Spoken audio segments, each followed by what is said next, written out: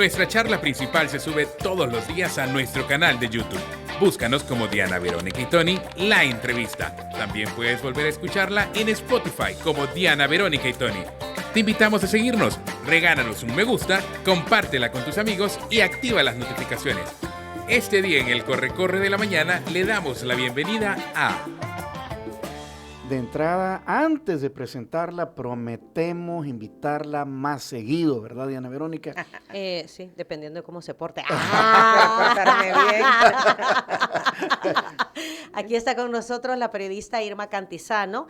Ella es la jefa de la redacción económica de Grupo LPG. Has estado en el campo del periodismo económico por años, Irma. Buenos días, bienvenida. Buenos días, gracias por la invitación, así anunciada desde hace un montón de tiempo. Sí, ya casi, 24 años en periodismo económico, desde 2001. ¿Y en Grupo LPG? En Grupo LPG 18, estuve en Diario El Mundo también, en el Diario de Hoy. Así que aquí, digo, yo ya pasé por todos los medios. En prensa escrita. Sí. Siempre prensa escrita. Bienvenida, bienvenida. La temática de hoy es preguntarle a Irma cuáles son los acontecimientos, hitos, noticias más importantes del 2025 a nivel económico. Bueno, yo creo que el año empezó así potente, ¿verdad? Estuvimos en enero que llegó Trump al poder.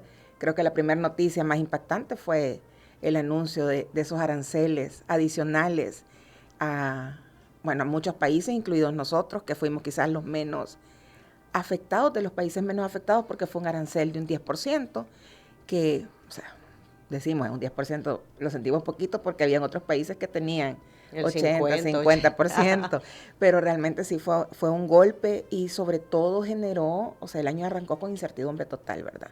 La gente no sabía, incluso los exportadores en un principio no sabían cómo se iba a empezar a aplicar este arancel, que ya en teoría va a ser derogado, ¿verdad? En noviembre ya se firmó un acuerdo, no se ha firmado todavía el acuerdo, se anunció un acuerdo para poder derogar a partir de noviembre ese cobro extra, no a todos los productos, sino a ciertos productos que nosotros exportamos hacia Estados Unidos, nosotros, Guatemala, y creo que Argentina y Ecuador también están en ese paquete de eliminación de ese 10% de arancel. Algunos productos que ingresan a los Estados Unidos. Algunos productos, no todos, principalmente productos agrícolas, quizás un poco de producción textil, pero no es todo. Y nosotros recordemos que tenemos un acuerdo de Tratado de Libre Comercio vigente con Estados Unidos. Yo eso nunca lo terminé de entender. ¿Qué aplica? Se aplica el 10%, pero ¿qué sucedía después vía TLC donde no había nada? Igual se aplicaba el 10%. Se aplicaba. Habían unos productos que tenían un arancel X, ¿verdad? Y a ese arancel se le incrementaba el 10%, y aquellos que no tenían se le incrementaba también el 10%. Los que no pagaban nada se les ponía el 10%. El 10%, y los que pagaban un poquito se les subía ese 10%. O sea que finalmente se le paga, todos pagaban el 10%. Todos pagaban interés, ¿cómo es? Arancel. El arancel. Sí. Ajá. Sí, y eso pasó un par de meses, ¿no? Eso pasó, entiendo, a partir de abril. Lo que pasa es que volvemos que la información venía como a cuentagotas, incluso nunca se tuvo un listado de cuánto era. Son 5,000 productos, pero también es bien complicado tener Claro. Pero no se conocía exactamente, por ejemplo, textiles, cuánto se le incrementaba café. Nunca se tuvo ese detalle de cómo iba a ser ese incremento arancelario, que en teoría va a terminar pronto. ¿Cuál fue la lógica de Donald Trump? Al final era, ustedes países malos han abusado de nosotros, es por eso que les pongo a todos, y a fulano de tal este arancel, a sutano este otro. Y después de la noticia, como que empezaron cada uno a negociar por sí, en secreto o en sigilo, cada uno a lograr a ver cuánto disminuía. Sí, las grandes potencias son las que primero empezaron a negociar, ¿verdad? El caso China, que estuvieron, no sé si recuerdan, en un principio, yo te pongo 50, yo te pongo 100, llegaron hasta 125, se sentaron, hablaron, porque hay varios productos de interés para ambas potencias, ¿verdad? En Europa también, hay países que siguen peleando, al vino no, al aceite de oliva, por favor, no, pero son las listas que todavía no se tienen claras. Esto, genera incertidumbre. Recientemente estábamos celebrando en El Economista el 18 aniversario y decía el CEO de CMI Capital, Enrique Crespo, que son los dueños de Pollo Campero, y decía, bueno, hoy la incertidumbre es la nueva realidad. O sea, uno se tiene que acostumbrar a vivir permanentemente en incertidumbre, porque no solo es los aranceles, el cambio climático, ahorita está lloviendo, o sea, los cafetaleros están preocupados porque esa lluvia. Vos decías hoy temprano, ¿verdad? Todas estas plagas que están llegando a los cafetales, puede volver la roya, puede volver esta otra plaga que el nombre no lo puedo pronunciar. Sí, mira, es nueva. Yo también me pregunté por el nombre, la antracnosis. Antracnosis, que también es por la humedad que se genera en los cafetales. Entonces es incertidumbre constante. Los que sembraron maíz y les caen estas lluvias, se les arruina, pudre, se pudre, los frijolares se pudren. O crecen más rápido, o sea, la producción sale más rápido, estaba escuchando también, ¿verdad? Entonces hay acumulación de repente, lo cual es bueno porque bajan los precios, ¿verdad? Al haber mayor producto en el mercado. En teoría, en el caso del café no, porque el café se cae, Pero pudre. El café se cae, sí. Y quizás es nuestro producto tradicional y el azúcar, que son como nuestros únicos 2 productos tradicionales de exportación, ¿verdad? Entonces, la incertidumbre es constante y arrancamos el año así. Entonces, todo el mundo esperaba que ese año fuera un año complicado y ha ido como resolviéndose el suelo. Irma, es que yo me acuerdo que después de la pandemia se vino para abajo el tema exportador, así nos lo dijo aquí Silvia Cuellar, presidenta de Coexport, porque se compraron un montón de inventarios, entonces en eso se empezó a movilizar todo, habían suficientes inventarios, entonces los pedidos bajaron, y a esto agregarle que el tema de maquiles, nuestro principal rubro de exportación, por ejemplo, con los Estados Unidos, todo eso, ¿en qué momento se encuentra? Después de estos inventarios altos, que bajaron los pedidos, pero que nuestro mayor aporte con los Estados Unidos en materia de exportación es el tema de la maquila. Es más que todo textil, ya no. Ajá, textil. Ajá, textil y ha seguido bajando. Camtex dio conferencia la semana pasada y no ha logrado recuperarse del todo. Volvemos por ese tema de inventario y eso generó que aquí también la producción disminuyera. Porque los pedidos bajaron. Sí, hay maquilas y hay plantas de producción que se han retirado del país. Pero ¿y esto por qué? Por lo mismo, que vos venís, tenías ese suficiente inventario, baja la demanda de Estados Unidos, que era el principal receptor de estas remesas, de esta producción. Entonces, por eso es que se van... O sea, bajó la producción, se van yendo las plantas producen menos, exportan menos. Y algunos tuvieron que llegar a cerrar. Es un círculo vicioso. Aranceles, entonces, el primer acontecimiento importante del año después de la toma de posesión de Trump. Después de la toma de posesión de Trump, y eso ha venido marcando todo el año, porque empezaban en abril, después que no, después que empezaban un mes después. Entonces, nos ha mantenido como alerta, ¿verdad? Y bueno, y a todo el sector productivo de qué es lo que va a pasar. Segundo acontecimiento. Siempre ligado a Trump, el segundo acontecimiento, quizás por esas medidas antimigrantes que ha tenido y ese temor de todas aquellas personas que están en Estados Unidos, algunos con TPS, ¿verdad? No necesariamente son ciudadanos, otros sin papeles, son las remesas. Y las remesas han venido creciendo exponencialmente. O sea, creo que el último dato crecieron 18.5%. Ahí estamos hablando temprano que posiblemente lleguen a los 10,000 millones, no sabemos, pero es exagerado lo que han crecido. O sea, dice, en parte es por ese temor del ciudadano, bueno, de las familias de los salvadoreños, decir, bueno, si me regresan, mando mi dinero para allá y que lo guarden. Entonces ha sido un incremento exponencial, ¿verdad? Récord en recepción de remesas, principalmente por el factor miedo. La proyección es que podrían llegar a 10,000 millones al término de este año. Al término del año, que nunca se ha recibido esa cantidad, ¿verdad? Y el año pasado, 2024, anduvo por los 8,000. 8,000 y algo. 500, sí, por ahí. Ok, segundo desafío. Decía, la incertidumbre migratoria ha hecho que las personas manden más dinero. Ajá. Y que exista aquí ese movimiento, ¿verdad? Que hay un dinero que sí se guarda porque los depósitos han subido también bastante. O sea, los depósitos en los bancos han subido bastante, pero también esto dinamiza muchísimo el consumo, ¿verdad? Entonces ha existido un mayor consumo. Y volvemos quizás a otro de lo que ha marcado, ha sido ese crecimiento que que no sabemos si El Salvador va a lograr lo que oficialmente se ha dicho de crecimiento económico este año. En un principio se habla de un 2.5 a 3% de crecimiento del PIB y oficialmente, porque el Banco Central nunca lo ha salido a decir, no ha dado una conferencia de prensa y ha dicho este va a ser el crecimiento para este año. En la última reunión que tuvo el Consejo Monetario Centroamericano, que son las autoridades de los bancos centrales de los países, ahí se hablaba ya de un crecimiento de 3.5 a 4%. Regional. No, nosotros. Solo para El Salvador. O sea, lo que sería bastante excepcional. Crecimos 3.5 2023. ¿Verdad? Que yo creo que... ¿Efecto pandemia? No, todavía ya no era efecto pandemia, no. Pero hablaba mucho de que era por el lado de las importaciones, que las importaciones habían hecho que se lograra ese crecimiento. El año pasado fue de 2.6, ¿verdad? Y se había esperado un 3%. Entonces este año 3.5 a 4 es un montón. Pero también hemos visto que hay sectores que han estado creciendo de una manera exagerada, nunca vista. Construcción, ¿verdad? Construcción.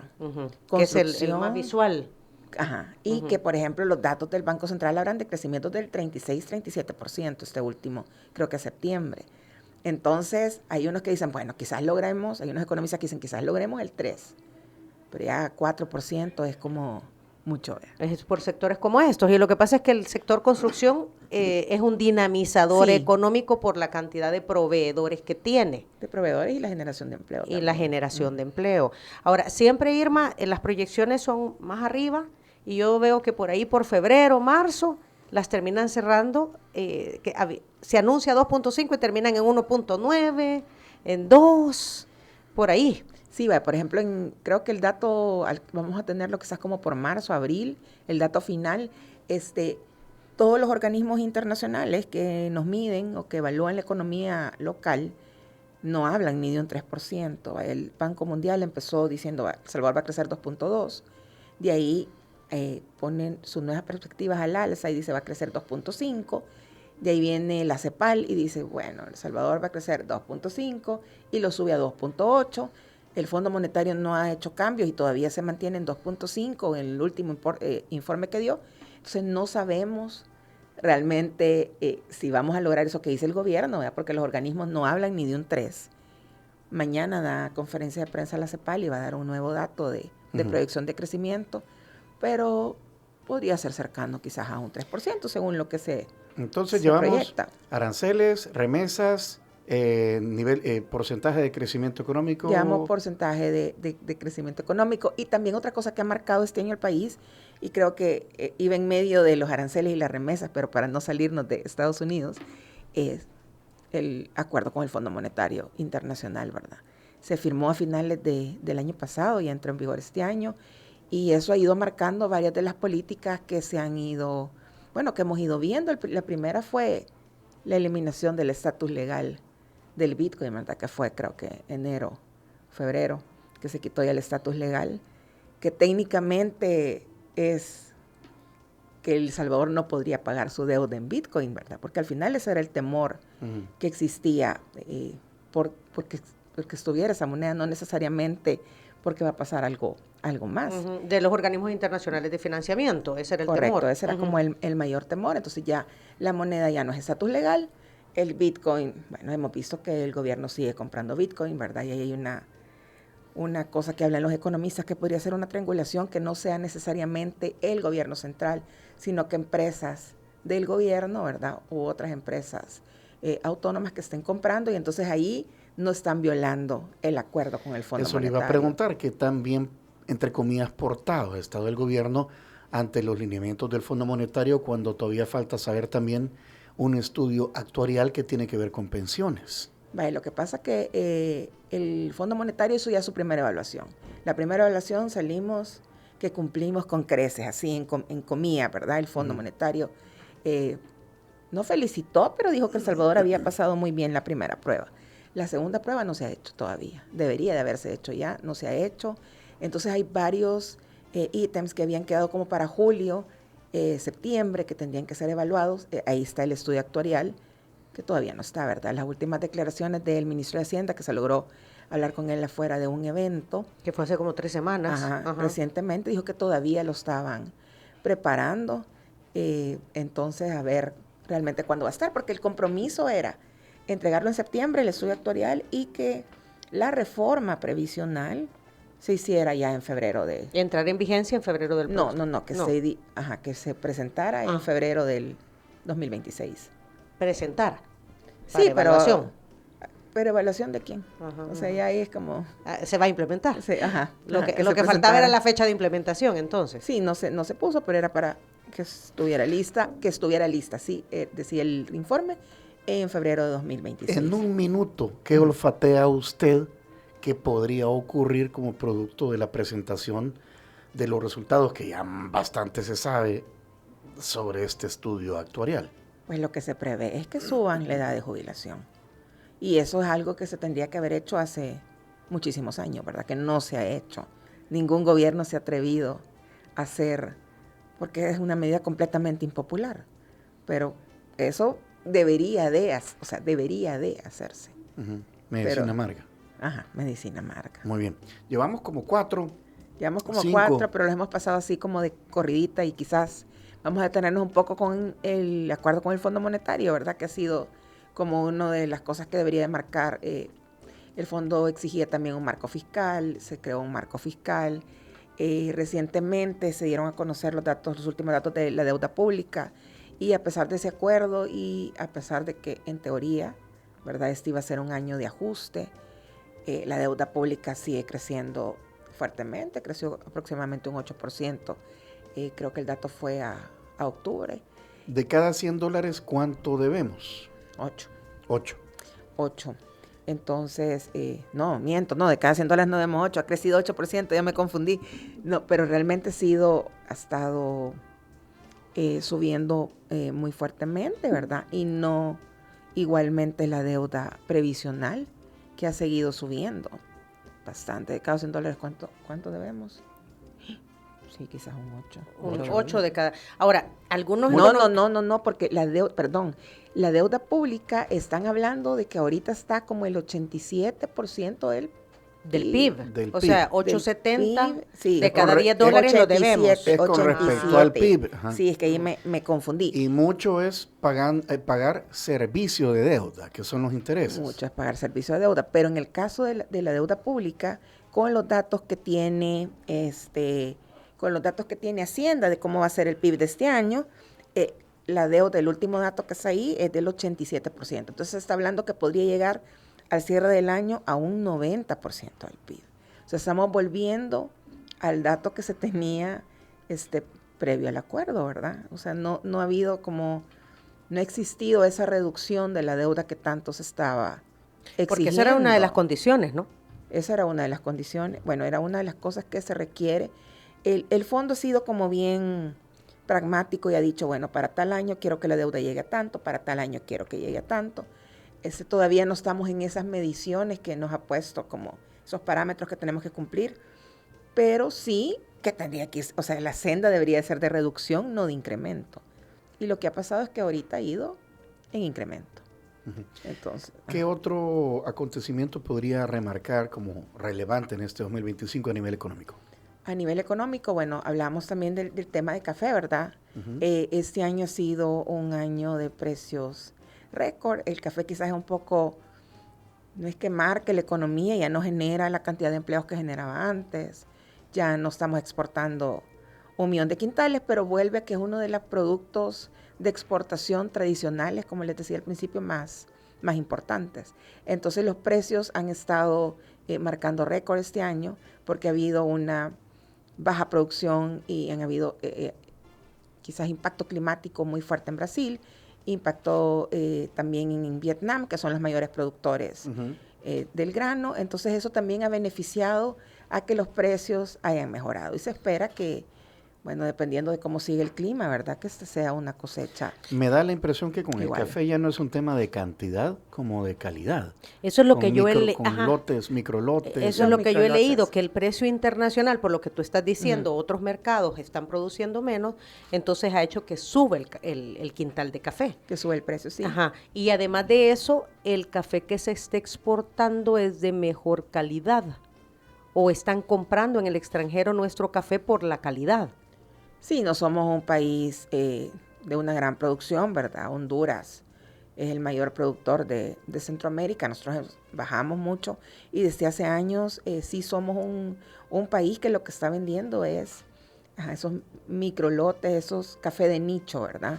De gente que busca un perfil de taza muy específico, de gente que requiere estos cafés con sello verde. Entonces yo creo que muchos productores, no todos, ¿verdad? Pero sí hay muchos productores que se están enfocando en este tipo de ventas. Tenemos productores en Chalatenango que toda su cosecha ya la tienen casi que apalabrada, ¿verdad? Por decirlo así, con compradores y tostadores europeos. Entonces no necesitan y no se rigen por precios del mercado.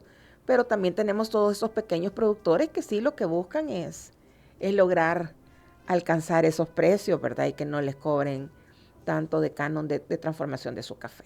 Entonces tenemos como esas dos variables. Hay gente que sigue vendiendo por cantidad y hay gente que ya está enfocada y ya tiene sus cosechas y sus producciones completamente vendidas, ¿verdad? Independientemente de lo que suceda en el mercado internacional.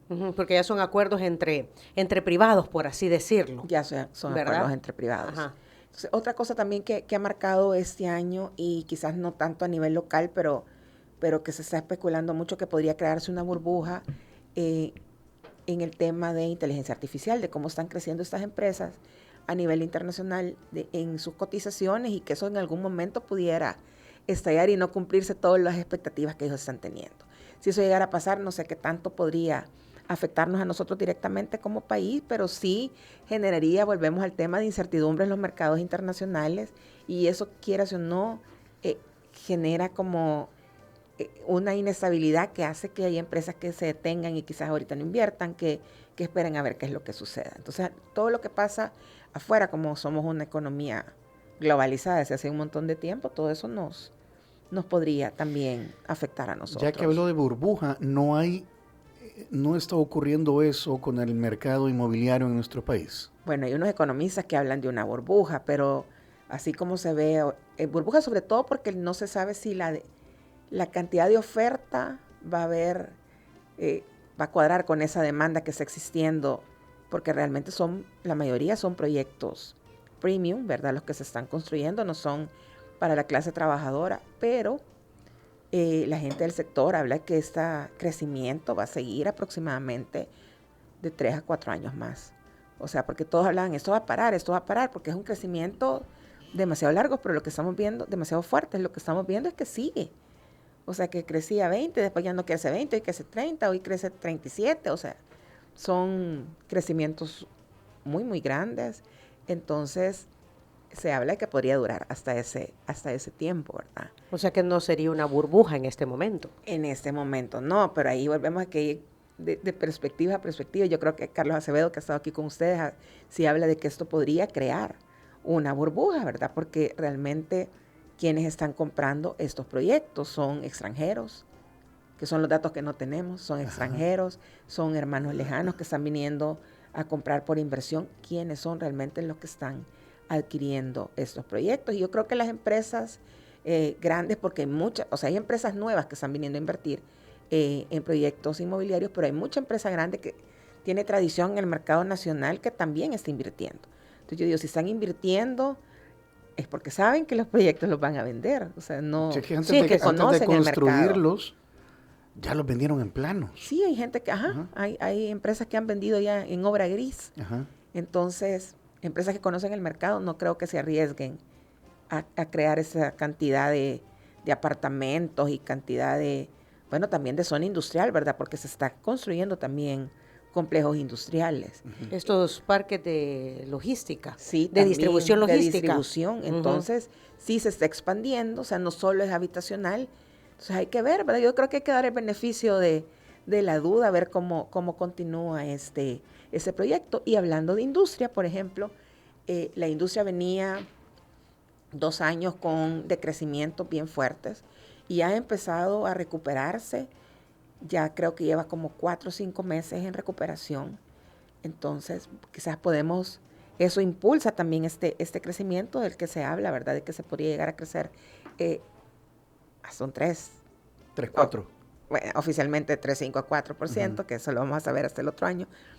Pero eso también ayuda a ese crecimiento. En todo caso sería algo positivo, pues, o sea, qué bien. Sí, qué bien. Qué bien. Que la industria en general esté creciendo. No, claro. por supuesto, ahí a veces dicen, vaya, que los periodistas o los periódicos solo sacan lo negativo. No, o sea, lo que pasa es que hay que tener los datos concretos para poderlo decir. Irma, nos quedan 6 minutos. ¿Qué otro acontecimiento considera relevante De ahí creo este año? que el otro tema que estaba marcando, que lo hablamos y creo que al inicio, es el tema de turismo, ¿verdad?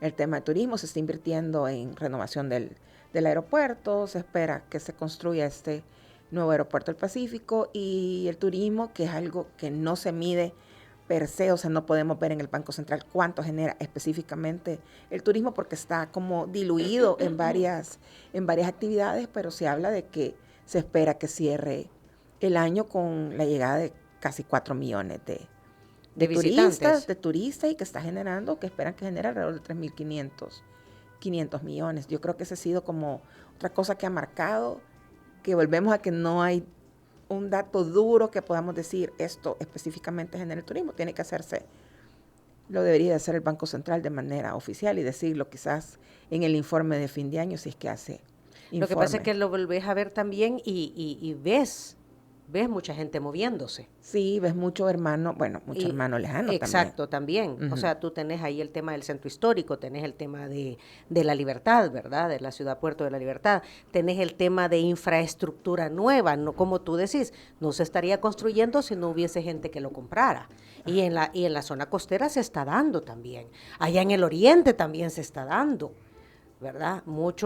Tengo unos amigos, lo conozco personalmente, un proyecto nuevo allá en el Icacal, ¿verdad? En la zona de la Unión, un edificio de apartamentos. Entonces, ves todo ese movimiento que si no estuviera viniendo gente, no se estaría dando. Es correcto. Ajá. Así que podemos ver eso. Y también hay otra cosa que sigue para mí, no tanto el enigma, ¿verdad? Pero sí lo que hablábamos de que a pesar de todas esas cosas buenas que estamos teniendo, porque hay cosas que se pueden medir y que son positivas, ¿verdad? Es el hecho de que El Salvador, a pesar de todo, sigue siendo el país menos atractivo para la inversión extranjera directa. O sea, quienes están invirtiendo realmente son quizás empresas locales. Han venido, en el caso inmobiliario, han venido un par de empresas guatemaltecas, ¿verdad?, que están invirtiendo. De Costa Rica entrevistamos nosotros el otro día, los que están haciendo el proyecto Amaneli en el lago de Coatepeque, que son costarricenses y que nos decían es la primera vez que invertimos fuera de Costa Rica. Sí, entonces ves ese tipo de casos de esas empresas, las de Guatemala creo que es primera vez que invertían en todo sentido, o sea, no tienen proyectos inmobiliarios en Guatemala, sino que vinieron directamente a El Salvador. Entonces, son esos proyectos, pero cuando ya ves los datos, o sea, los datos macro, ya ahí somos el que menos recibe de Centroamérica. Seguimos siendo. Somos el país menos sexy, ¿verdad? Para le quedan 3 minutos. Otro acontecimiento. Otro acontecimiento, pues, yo creo que ya lo hemos resumido todos, crecimiento, deuda, el tema de pensiones, que ya lo hablamos también, que esperamos ese estudio actuarial, el tema de remesas que estamos esperando. Y otra cosa también que ha facilitado la vida este año es que los precios de los combustibles han estado estables, ¿verdad? Ha rondado el barril de petróleo como $60 y una semana $1 más, otra semana $1 menos, pero realmente eso también ha beneficiado a que quizás la inflación en el caso se ha mantenido, a pesar de que sigamos diciendo que no nos alcanza, ¿verdad? Si le tendría que preguntar el 2026, el año económicamente, ¿de qué será? El año vamos a seguir con el tema de construcción y quizás podría ser beneficioso y ya tengamos claridad de qué es lo que va a pasar con el tema arancelario, ¿verdad? Y el tema de remesa, creo yo que va a seguir porque se decía que iba a parar en 3 meses y ha seguido todo el año con esos crecimientos récord. Entonces yo creo que vamos a seguir con toda la cola que llevamos este año, con todo ese impulso, que ojalá nos alcance. Sí, porque las medidas migratorias no van a bajar. No van a bajar. Se van a intensificar. ¿Es El Salvador hoy en día un país más caro? Pues la gente siente, o sea, que volvemos que es una cuestión de percepción. Porque los precios que subieron, aquel montón que subieron en 2022, a pesar de que sigamos viendo que la inflación es 0 a veces, eso no implica que hayan bajado, ¿verdad? Hay otro acontecimiento que le faltó. ¿Cuál? Que los choris hoy valen 1.20. Imagínense. ¿Cuándo se imaginó que Eso, 1.20? eso marca la economía. Eso marca la Ese es un gran economía. marcador. Sí, definitivamente. No, pero esos precios que subieron de manera exponencial nunca volvieron. O sea, no se estabilizaron. No, es que los precios no regresan. Ajá. Es que ese es el punto. Sí, porque el comprador los paga, ¿verdad? No suben Ajá. el monto, o sea, ya no siguen subiendo, pero jamás van a regresar a como estaban hace 2 años. Sí, porque la justificación en el 2022 fue que la pandemia había hecho, que el traslado de mercadería se había ralentizado, etcétera, etcétera, etcétera. Claro. ¿Verdad? Pero no bajaron los precios, es lo que tú dices. O sea, se mantuvieron, siguieron, y lo que pasa es que hoy no siguen subiendo, quizás al ritmo que venían subiendo, pero siguen estando alto, ¿verdad? Muy bien, Irma. Medios mediante los cuales pueden seguirla a usted y aparte de su equipo. Bueno, que nos lean en la prensa gráfica.com, en eleconomista.net, a mí en irmacantizano.com. También tengo ahí una página con reseñas de libros, que es mi otra pasión. Y Dígala. Sí, irmacantizano.com, así. Y en Instagram. Vienen los sábados a esta radio. Este sábado escuchen los 10 libros, los 10 mejores libros del año. Y también Irma Cantizano en Instagram, Cantizano con .z. Muy bien. Agradecemos que nos haya acompañado esta mañana. De verdad, la promesa la vamos a hacer cumplir de tenerla más seguido con nosotros. Buenísimo, gracias. Gracias por aceptar la invitación. Gracias por el café y el gracias. desayuno también. ¿Quiere conocer qué se habló en nuestra entrevista? Ponga atención a lo siguiente. Muchas gracias por acompañarnos en nuestra entrevista. Para volver a escucharla e incluso verla, visita nuestro canal de YouTube Diana Verónica y Tony. Búscala como La Entrevista. También puedes encontrarla en Spotify como Diana Verónica y Tony. Te invitamos a seguirnos, regálanos siempre un me gusta, compártela con tus amigos y activa las notificaciones.